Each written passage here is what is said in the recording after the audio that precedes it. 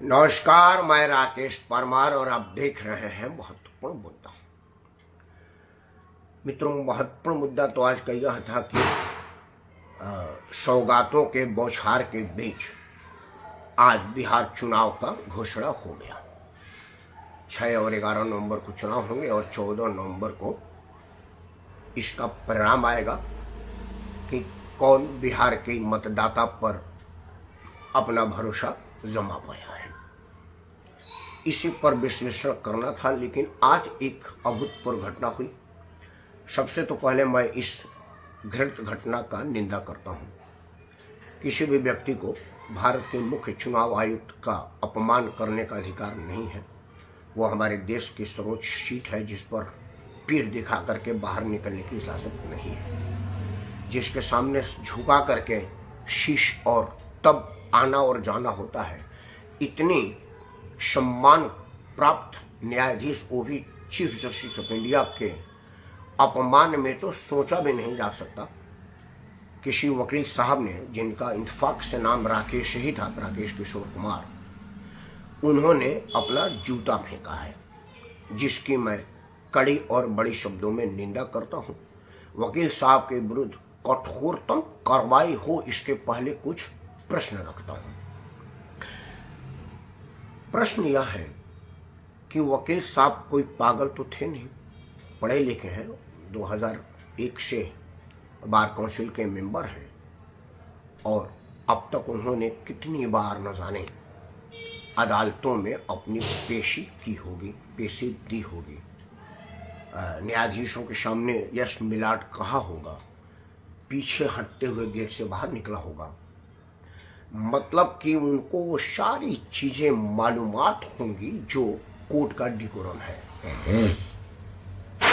फिर ऐसा अनुभवी आदमी इतनी घृणित काम, या मैं कहूं कि नाबर्दाश्त करने वाला कृत्य क्यों किया?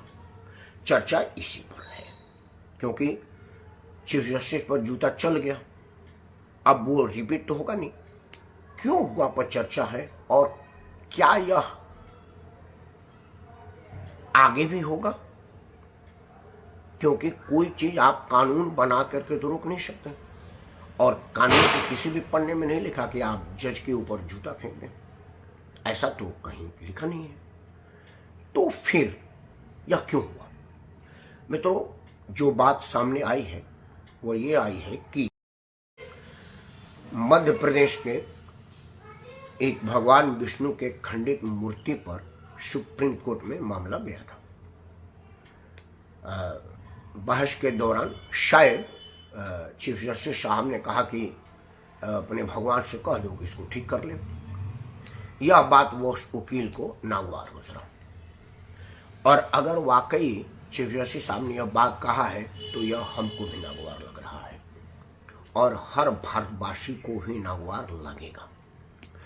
क्योंकि यह बात कहने से पहले चीफ जस्टिस साहब को और धर्मों के विषय में कहना चाहिए कि अगर वह बोर्ड की जमीन है तो जाकर के अल्लाह से बोलो, अगर गुरुद्वारा प्रबंधक कमेटी की जमीन है तो जाकर के वाहेगुरु से बोलो, अगर कोई गिरजाघर की जमीन है तो जीसस क्राइस्ट से बोलो, अगर कोई जैन साहब का मामला है तो तीर्थंकर साहब से बोलो। अगर इस तरह की अविवेकपूर्ण टिप्पणी अगर माननीय मुख्य न्यायाधीश महोदय ने किया है तो मैं समझता हूं कि उनको अपने टिप्पणी पर सार्वजनिक क्षमा मांगना चाहिए। हालांकि बाद में आया है कि शायद उनका बयान आया कि हम सभी धर्मों का आदर करते हैं। आपको किसने कहा आदर करिए? आप कानून का आदर करिए। धर्म का आदर करने के लिए धर्मगुरु हैं, धर्म को मानने वाले हैं। आप जिस सीट पर विराजमान है वो धर्मनिरपेक्ष पोजीशन है। चीफ जस्टिस ऑफ इंडिया किसी धर्म का आदमी नहीं है, और धर्म मानना आपका काम नहीं है। क्योंकि अगर आप धर्म को मानने लगेंगे तो धार्मिक मामलों में निष्पक्ष नहीं रह पाएंगे और कानून सम्मत फैसला नहीं दे पाएंगे। एक वैसे ही आपके जो समकक्ष लोग हैं, आपके जो अधीन काम करते हैं, जिनको हम न्यायाधीश कहते हैं, जज कहते हैं, वो लोगों को भाषण देने का बड़ा शौक है। मैं विनम्रता से अपने न्यायाधीश महोदय से क्षमा मांगते हुए कह रहा हूं। और आपके भाषणबाजियों ने कई बार देश में बड़े भयंकर सवाल उत्पन्न किए हैं और बहुत बार हिंसक बवाल किए हैं। नुपुर शर्मा का मामला एक ताजा उदाहरण है। नुपुर शर्मा के मामले में आप कानून के पन्ने पर तो कुछ नहीं अंकित किए, प्रोसीडिंग पर एक फुल स्टॉप और कॉमा तक आप नुपुर शर्मा के पक्ष और विपक्ष में नहीं लगाए, क्योंकि लगा ही नहीं सकते थे, वो संविधान में है ही नहीं। लेकिन संविधान में यह भी नहीं कि आप भाषण दें। आपने अनाप शराप भाषण इतना ज्यादा दिया और उसी भाषण को बाहर में कोट करके नुपुर शर्मा पर इतना बड़ा सवाल हुआ कि उसके जान के लाले पड़ गए। उसके जान से मारने का फतवा अब तक एग्जिस्ट कर रहा है और वो पुलिस प्रोटेक्शन में है, सिसक करके जी रही है। वह आपके भाषण से हुआ है। यह भी भाषण ही था, क्योंकि मैं दावे के साथ कह सकता हूं कि मुख्य न्यायाधीश साहब ने प्रोसीडिंग में ही नहीं कहा होगा कि जाकर के अपने भगवान से कहो। यह प्रोसीडिंग का अंग नहीं है, क्योंकि यह कानून में नहीं है और हमारा मुख्य न्यायाधीश कानून से इतर कोई बात करे, कोई अतर प्रोसीडिंग लिखवाए, या नहीं हो सकता, ऐसा हो ही नहीं सकता। मतलब आपने भाषण दे दिया और भाषण से एक वकील आहत हो गया। वकील ने जूता फूंका, यह गलत है, कानूनन भी गलत है, व्यवहारिक भी गलत है, और वकील के नाते तो यह अक्षम्य है, क्योंकि जो वकील हैं उनको पता है कि कोर्ट का डिकोरम क्या है और कोर्ट में किस तरह की सम्मान प्रदर्शित करना अनिवार्य है जज के लिए। और वो कोई आज पहली बार कोर्ट में गए नहीं है कि उनको कोई पता नहीं था, सिनेमा में देखा है और आकर के वकालत करने लगे, नहीं, बहुत पुराने वकील हैं और सुप्रीम कोर्ट तक गए हैं, मतलब इसके पहले कई बार कोर्ट में जा चुके हैं। मित्रों, 2-3 बातें और जरूरत है यह कह देने की, क्योंकि इससे लोगों को समझ में आ जाएगा कि लोग कितना परेशान हैं, लोग कितना दुखी।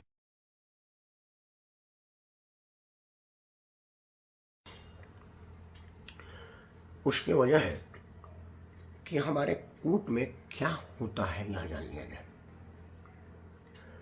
अगर कोर्ट में आपकी तारीख पड़ी है, आप अगर एक डेट में मिस कर जाते हैं तो हो सकता है आपके विरुद्ध वारंट निकल जाए, हो सकता है आपको एक्सपर्ट ऑर्डर, मतलब एक तरफा फैसला दे दिया जाए। ऐसा कई बार हुआ है। लेकिन अगर जज साहब नहीं आएंगे तो एक तारीख पड़ जाएगी। दूसरा क्या है कि 365 दिन के दिन में 190 दिन से ज्यादा अदालत सुप्रीम कोर्ट छुट्टी रहती है। एक दिन की दिवाली में 1 हफ्ते की छुट्टी रहती है। एक दिन के क्रिसमस में 1 हफ्ते की छुट्टी रहती है। ऐसी छुट्टियां हैं। गर्मी की छुट्टी का क्या कहें। मैं बड़ा विनम्रता से कह रहा हूं कि अभी जो चीफ जस्टिस साहब सेवानिवृत्त हुए हैं, शायद अपुष्ट खबर है, ये पुष्ट नहीं है, कि 80-85 नौकर उनके घर में निजी सेवादार काम करते थे और शायद कुछ अभी कर भी रहे हैं एक आदमी के ऊपर। इतना तो प्रधानमंत्री के घर में भी काम नहीं करते, राष्ट्रपति के घर में भी काम नहीं करते, फिर आपके घर में क्या करते हैं। इन सब विषयों पर मेरे ख्याल से जिस तरह से कुकर में एक सेफ्टी वाल होता है कि अगर प्रेशर अनकंट्रोल हो जाए तो सेफ्टी वाल फट जाता है और पूरी कुकर बच जाते हैं, क्योंकि अगर पूरी कुकर फटेगी तो वो बम जैसा फटेगा और जो वहाँ आसपास में लोग होंगे उनका जान जा सकता है, उनको भारी नुकसान पहुंच सकता है। इसलिए कुकर बनाने वाली कंपनी ने एक सेफ्टी वाल दिया था। मैं समझ रहा हूं कि हमारे अदालतों में सेफ्टी वाल नहीं है, क्योंकि जो बोल दिया वो कानून है, जो कह दिया वो फैसला है, या अब तक ऐसा ही चल रहा है। मैं विनम्रता से एक बार पुनः क्षमा मांगते हुए कह रहा हूं, क्योंकि मैं यह मानने को तैयार नहीं हूं कि कोई मुख्य न्यायाधीश आतंकी गतिविधियों में संलिप्त आदमी को छोड़ सकता है, किसी बहुत बड़े घटना में संलिप्त आदमी के विरुद्ध कार्रवाई को रोक सकता है। कहा जा रहा है कि एक बहुत बड़ा कांड करने वाली को एक ऐसे जज साहब ने रिलीफ दिया था जिनके घरों में नोट के बंडल जले हुए हालात में अवशेष मिले थे। मैं एक एक निर्णयों का पोस्टमार्टम करने नहीं बैठा, क्योंकि मेरा काम नहीं है, ना ही मेरी इतनी हैसियत है। मैं तो ऊपर ऊपर से दिख रहे कुछ बातों पर चर्चा कर रहा हूं, ताकि इस बात का लोगों को समझ आवे, लोग समझने की स्थिति में आए कि आखिर वकील साहब को मुख्य न्यायाधीश के ऊपर जूता फेंकने की इतनी मजबूरी, इतनी अंदर से उग्र सोच कैसे डेवलप हुआ। क्या वो यह देख देख करके सुन करके परेशान हो गया था कि कोर्ट में बैठने वाले जज साहब लोग होली में पानी कम चलाइए, दिवाली में पटाखा बिल्कुल ना जलाइए का फैसला देते हैं, और बकरीद पर नालियों में खून बहवाई इस पर कुछ नहीं बोलते? क्या हुआ यह सुन करके ऐसे धीरे धीरे धीरे धीरे करके भर गया? हमारे भोजपुरी के एक बहुत बड़े गीतकार शायर हैं मनोज भाव जी, कई गज़लें वगैरह लिखी हैं। उनका एक भोजपुरी में शब्द है कि तनी तनी बात पर खिसिया जला आदमी, तनी तनी बात पर का से का हो जाला आदमी। मैं उनकी उसकी मतलब बहुत याद नहीं है, तनी तनी बात पर थोड़ी थोड़ी थोड़ी थोड़ी, तो कैसा तो नहीं ना कि बूंद बूंद से तालाब भर जाता है, ऐसी कोई बूंद बूंद बूंद बूंद करते करते उसका घड़ा भर गया और वो जूता फेंकने पर मजबूर हो गया, क्योंकि वो देखा कि ये ऐसा ऐसा ऐसा ऐसा हो रहा है जो नहीं होना चाहिए। मैं नहीं समझता कि कानून के कौन से पन्ने में लिखा गया है कि आप पानी मत होली में बहाइएगा और नाली में खून बहाइएगा, क्योंकि जब बकरीद में बकरों की कुर्बानी होती है वो खून सड़क और नालियों में ही बहती है। और मेरा जितना मालूमात है कि अगर रंग और पानी मिल करके सड़क पर बहे तो उसमें इतनी प्रदूषण नहीं होती जितना खून में होता है, क्योंकि खून में वायरस होता है, जीवाणु होते हैं जो स्वास्थ्य के लिए नुकसानदायक होते हैं। लेकिन जज साहब ने उस पर कहने की हिमाकत नहीं की या हिम्मत नहीं की। आपको और तीर्थों में त्योहारों में क्या करना है यह सब कहते कहते थोड़े थोड़े बात करके उसको यह बात लगा। आखिर उसको ये बात लगा ना भाई कि राम मंदिर के फैसले में कितना साल लग गए और याकूब मेनन में रात के 2 बजे अदालत खुल गया। वह वकील यह भी तो देखता होगा कि ऑनलाइन फैसले जब ऑनलाइन की तारीख पड़ती है तो जो छोटे वकील होते हैं उनका केस ही नहीं लिस्टिंग होती है, और जो बड़े वकील होते हैं उनके 3-3 4-4 केसें लिस्टेड हो जाती हैं। यह बात कहीं उसके दिमाग में था क्या? मैं ये नहीं कह रहा हूं कि यह सब उसके दिमाग में था, मैं तो अपने दिमाग की उपज को आपके सामने रख रहा हूं कि क्या ऐसा हो सकता था। क्योंकि वो वकील होगा, देखता होगा यार हमारी केस तो लिस्टिंग ही नहीं जल्दी होती है और बड़े वकीलों की फट से हो जाती है। वो देखता होगा कि कई बार वकीलों के चेहरे देख करके फैसले हिसाब से हो जाते हैं। मैं नहीं कह रहा हूं कि कानून में लिखा है ऐसा होता ही होगा, मैं अनुमान लगा रहा हूं, अंदाज लगा रहा हूं कि आखिर उसी अदालत में लाखों फाइलें पेंडिंग है, उसी अदालत में इतनी इमरजेंसी वाले फाइलें पेंडिंग है, कई सर्विस पर रोक लगा हुआ है, कई राज्यों की नौकरी पर कई सिरफिरे लोग लेके कागज में चले गए और अदालत उस पर रोक लगा देगी, कभी इस पर विचार करेंगे। और उस अदालत के निर्णय के इंतजार में बेरोजगार फांसी लगा रहा है, कुलीगिरी कर रहा है, भूखे मर रहे या भीख मांग रहा है, लेकिन उस पर अगली तारीख की जल्दी अदालत को नहीं है। लेकिन याकूब मेनन के लिए, उस आतंकी के लिए जिसने मुंबई विस्फोट में कई निर्दोषों की जान ले ली जो कि किसी भी अपराध में संलिप्त नहीं थे, वो यात्रा कर रहे थे, मतलब किसी मामले में हमले में गए भी नहीं थे, लेकिन वो मार दिए गए और उसकी फांसी ना हो इस बात को फैसला करने के लिए अदालत रात में बैठ जाती है। कहीं ऐसा तो नहीं कि उस वकील साहब के दिमाग में इस तरह की कोई बातें हो? मित्रों, किसी भी तरह की कोई बात हो तो मुख्य न्यायाधीश पर जूता नहीं फेंका जा सकता। यह गुनाह अजीम है, ना बर्दाश्त के लायक है और इसकी कड़ी और बड़ी सजा मिले। लेकिन सजा के मिलने के पहले इन सब बातों का आंसर आवे। अब कुछ बातें राजनीति पर ना करेंगे तो आप कहेंगे कि यार राकेश परमार तो पॉलिटिकल बातें नहीं कहा।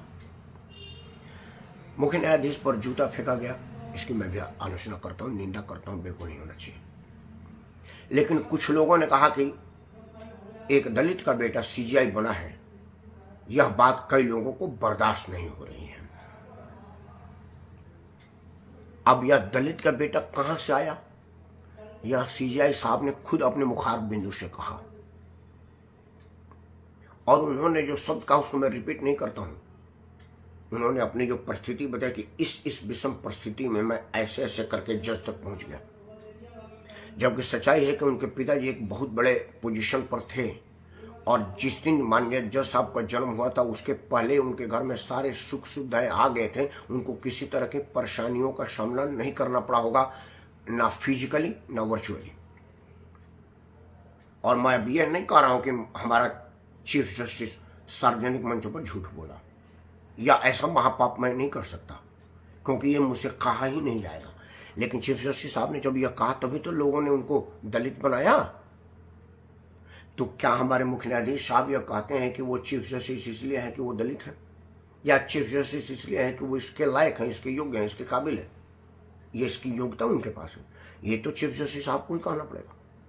लेकिन एक मंच पर एक कार्यक्रम में या कहीं पर, मैं तो टीवी में देखा हूँ, मैंने मोबाइल में वीडियो फुटेज देखा है, जब मुख्य न्यायाधीश साहब ने बाबा साहब का तारीफ करते हुए कहा था कि मैं ये इसलिए पहुंचा कि ये था, मैं बहुत डिटेल में नहीं जाता। दूसरा, कुछ लोग आ रहे हैं कि धन के नाम पर इतनी ज़्यादा जहर घोल दी गई कि सब हो रहा है। मैं कह रहा हूँ बिल्कुल, या बिल्कुल शुद्ध रूप से धार्मिक मामला ही है, क्योंकि वो वकील साहब ने देखा होगा कि मान लीजिए कि हमारी यह सीजीआई साहब ने निकाल, सीजीआई को टारगेट करने का मतलब कि पूरी न्याय व्यवस्था को टारगेट करना हुआ। मतलब अगर किसी जिला जज को इस तरह की दुर्घटना का शिकार होना पड़ता तो होता कि भाई व्यक्तिगत नुकसान थी, लेकिन मुख्य न्यायाधीश को टारगेट करने का मतलब कि पूरी न्यायपालिका पर प्रश्न उठाया, पूरी न्यायपालिका को जांच के घेरे में ला दिया गया। कहीं उस वकील साहब का यह उद्देश्य तो नहीं था? क्योंकि हमने देखा है कि हमारे महान क्रांतिकारी परम पूज्य प्रताप वंदनीय सरदार भगत सिंह ने इसी पार्लियामेंट, जो असेंबली हॉल कहा जाता था, उसमें एक सेपरेट कोने में एक पटाखा छोड़ा था। बम नहीं था, वो आवाज करने वाला बम था जो दिवाली में छोड़ते हैं। और उन्होंने उस वक्त भी देखा कि उसके आसपास कोई ना हो कि उससे डर भी जाए, उन्होंने डर का ध्यान रखा था और एक पटाखा चलाया था ताकि इस बहरी सरकार के कान में आवाज पहुंचे, और आवाज पहुंची भी। हालांकि वो नौजवान वीर महान क्रांतिकारी उन शैतानों के साजिश का शिकार हुआ जो भारत में स्वयं को बाबू और दादा कहलवाते थे, चाचा और काका कहलवाते थे, और उसके प्रीव्यू पिटीशन या रिव्यू पिटीशन पर कोई चर्चा नहीं हुई और वो फांसी पर लटका दिए गए। ऐसा दोनों तरफ के लोगों की इच्छा थी। उनके लोकप्रियता से घायल परेशान यहाँ के चाचा बाबा दादा की भी थी और वहाँ के भी लोगों को थी। उनको लग रहा था अगर इस तरह का नौजवान उभरेंगे तो हमारा सरकार चलाना मुश्किल हो जाएगा। तो कहीं जज साहब को हमला करके यह वकील ने वही बाहरी सरकारों को या बाहरी न्याय व्यवस्था, जो पट्टी बंधी हुई अंधी न्याय व्यवस्था को रोशनी में लाने का चाह रहे थे, आंख खोलने की बात कर रहे थे। कहीं यह तो वैसा तो नहीं है ना कि वो चाह रहे हैं कि इनकी आंख खुल जाए। अगर ऐसा है तो यह विचार योग्य है और अत्यंत गंभीरता से विचार योग्य है, क्योंकि वकील साहब अनपढ़ नहीं थे, बेवकूफ़ नहीं थे और उसके कॉम्प्लिकेशंस का से अज्ञान भी नहीं थे कि अगर मैं चप्पल उछालता हूँ तो उसका परिणाम क्या होगा। परिणाम यह हुआ कि बार काउंसिल ने उनका रजिस्ट्रेशन कैंसिल कर दिया। अब वो वकील नहीं रह गए, साधारण आदमी हो गए। अब जीवन में प्रैक्टिस नहीं करेंगे, पूरा जीवन उसका परिवार भूखों मरेगा, सड़क पर आएगा। लेकिन क्या उन्होंने कोई क्रांति की है? एक क्रांति का अलग जगाया है ताकि एक परिचर्चा शुरू हो और न्यायपालिका में भी अगर कुछ चीज है जिसमें सुधार की आवश्यकता है उस पर एक व्यापक बहस हो, खुले मन से बहस हो, राजनीतिक मनसे से बहस ना हो। मैं माननीय मुख्य न्यायाधीश से क्षमा मांगते हुए एक निवेदन करता हूँ कि देखिए, आपने महानता का परिचय दिया, आपने कहा कि नहीं कार्रवाई चलते रहने दीजिए, हमको इससे डर नहीं है, ठीक बात है, आप चाहते तो कार्रवाई बंद कर सकते थे। लेकिन सुना यह जा रहा है कि जूता आप तक नहीं पहुंचा। वो जूता आप तक पहुंचाने के लिए भेजा भी नहीं गया था, क्योंकि वो वकील का उद्देश्य आपको घायल करना नहीं था। उसको इस बात का ज्ञान है कि जूता आपके ऊपर पड़ता भी तो आप घायल नहीं होते। वो आपके सामने अपना विरोध प्रदर्शन करना चाह रहे होंगे और उनका उद्देश्य सफल हो गया। लेकिन एक वकील की लाइफ बर्बाद हुई, उसके बच्चे सड़क पर आ गए, उसकी कुर्बानी जाया न जाए। जो न्यायपालिका में कुछ कमियां रह गई हैं कि आप वाकई टारगेटेड केस में सो मोटो लेते हैं और बहुत से ऐसे केस है जिसमें सो मोटो लेने चाहिए, वहां पर चुपचाप बैठ जाते हैं। इस पर विचार हो। जिस तरह से सदन में कॉलर अटेंशन के मुद्दे को तुरंत ले लिया जाता है, उसी तरह से न्यायपालिका में ये जो अचानक ले लिए जाते हैं मुद्दे हैं। कोई आदमी 10 साल से परेशान है, तारीख पर तारीख, तारीख पर तारीख और तारीख पर तारीख मिलती है। वो आदमी देखता है कि ये आदमी तुरंत अपनी हियरिंग लगा लिया और उस पर निर्णय आने लगा, बहस होने लगी, तो वो परेशान हो जाता है। जब लोगों को पता चलता है कि भाई हमारी नौकरी लग गई थी लेकिन उस पर कोर्ट ने स्टे दे दिया और उसको अगली तारीख देने का समय नहीं मिल रहा है, लेकिन आतंकी की फांसी हो कि ना हो इस बात के लिए रात के 3 बजे जग जा रहा है, तो इन सब मुद्दे पर कोई एक समुचित फुल प्रूफ व्यवस्था सामने आनी चाहिए। आप ही के फैसले से आना चाहिए, आप ही के कलम से आना चाहिए। और एक बात तो आपके कलम से जरूर आए कि जो चीज आप प्रोसीडिंग में नहीं लिख सकते उसको मुंह से ना बोलें, क्योंकि प्रोसीडिंग में लिखे हुए मुद्दे पर बहुत ज़्यादा बवाल नहीं होता, क्योंकि वो कानून के हिसाब से सही होता है। क्योंकि गैर कानूनी बात तो हमारे अदालत में प्रिंट हो ही नहीं सकता। विद्वान न्यायाधीश हैं, पढ़े लिखे कानून के जानकार हैं, लेकिन जो भाषण देने की प्रक्रिया है वह काम कई बार बवाल खड़ा करता है, सवाल खड़ा करता है, कई बार हिंसक हमलावर तक उत्पन्न कर देता है। तो विनम्र निवेदन है, हाथ जोड़ के प्रार्थना है कि आज ही इस निर्णय पर आप पहुंचिए कि एक रूलिंग पास कीजिए। आप सर्वोच्च हैं कि कोई भी जज बयानबाजी नहीं करेगा, सिंपल प्रोसीडिंग करेगा, क्योंकि वो प्रोसीडिंग करने के लिए भेजा गया। भाषण देने के लिए हम लोग हैं, हमारा काम है भाषण देना। माइक मंच जहाँ मिलते हैं बोलने लगते हैं। हमारे मुंह में बवासीर है, जहाँ माइक देते हैं, मंग देते हैं, बोलने लगते हैं। बोलो भाई, कोई नहीं होता तो किसी आदमी को पकड़ करके बोलने लगते हैं। लेकिन आप कलम के कारीगर हैं, आप कलम से जो लिख देंगे वो कलाकृति बन जाती है और कितने लोगों के लिए कायाकल्प हो जाता है। तो कृपया प्रोसीडिंग तक ही अपने आप को सीमित रखिए, भाषणबाजी से दूर रहिए, क्योंकि आपका भाषणबाजी ही घातक हो रहा है। मुझे लग रहा है कि वो वकील आपके भाषण से ही दुखी हुआ और आपको अपमानित किया, जो उसे नहीं करना चाहिए था। क्योंकि मैं दावे के साथ कह सकता हूँ कि आपने प्रोसीडिंग में नहीं लिखा होगा कि अपने भगवान से कहो कि अपने आप को ठीक कर लें, यह मैं दावे के साथ कह सकता हूँ। और वो वकील आपके प्रोसीडिंग से दुखी नहीं हुआ होगा, आपके भाषण से हुआ है। तो थोड़ा लिखना, ज़्यादा लिखना, लेकिन भाषण बिल्कुल नहीं करना। इसी निवेदन के साथ मैं राकेश परमार, अगर मेरे बात से किसी को आहत पहुंची होगी तो मैं क्षमा मांगता हूं, लेकिन न्यायपालिका एक बार पुनर्विचार करे कि आखिर एक हफ्ते तक दिवाली की छुट्टी में क्या करते हैं, एक हफ्ते क्रिसमस की छुट्टी में क्या करते हैं, पूरी गर्मी विदेश में क्या करते हैं, तब जबकि इस देश में हजारों हजार नहीं लाखों लाख मुकदमे पेंडिंग है, क्योंकि जजों की कमी है। और जो जज है वो छुट्टी पर रहते हैं, मतलब उनको अपनी ऐश प्यारी है, देश की नहीं। तो ऐसे लोगों पर विचार तो करना ही पड़ेगा, लेकिन जूता नहीं फेंकना चाहिए। यह निंदनीय है और ना बर्दाश्त काबिल है। कोई और विकल्प विरोध का अपनाया जाए, क्योंकि हमारा लोकतांत्रिक देश है और विरोध करना हमारा लोकतांत्रिक अधिकार है। लोकतंत्र की जय हो। विरोध करने की गलत तरीकों की नहीं, लेकिन सही तरीकों की जय के साथ मैं राकेश परमार आप सबको सादर प्रणाम करता हूँ। जय हिंद, वंदे मातरम और भारत माता की जय, भारतीय न्यायपालिका की जय।